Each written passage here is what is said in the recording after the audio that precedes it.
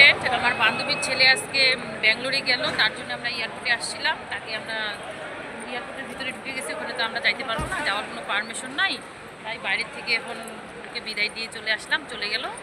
আর just মানে সত্যি কথা যেটা, আমি ফার্স্ট টাইম আসলাম এয়ারপোর্টে। আমি কখনো প্লেনে কি ইয়াতে উঠি নাই, তার জন্য আসাও হয়নি।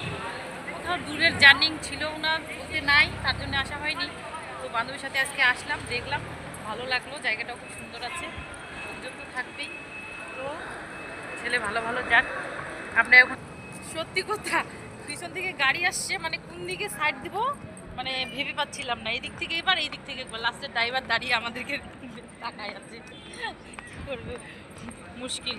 ভিড়ও নাই তবুও আর কি, আশেপাশে অনেক লোকজন আছে কিন্তু না। এই সকাল থেকে বৃষ্টি ছিল, এখন প্রচুর রোদ উঠাইছে, তাকা যাচ্ছে না, এত রোদ।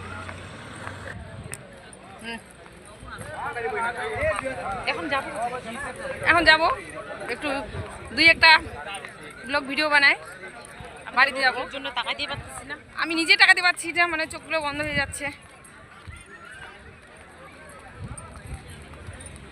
তো গাইস চলো, কোথায় যাচ্ছি আমরা নিজেও জানি না। যাই হোক, যেখানে যাচ্ছি দেখা হবে এখন। नहीं जाएंगे, पैदल जाएंगे।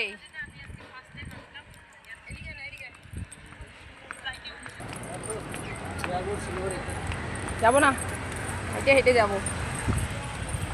কিছু বল প্রিয়া, বল বল, কিছু বল রে প্রিয়া।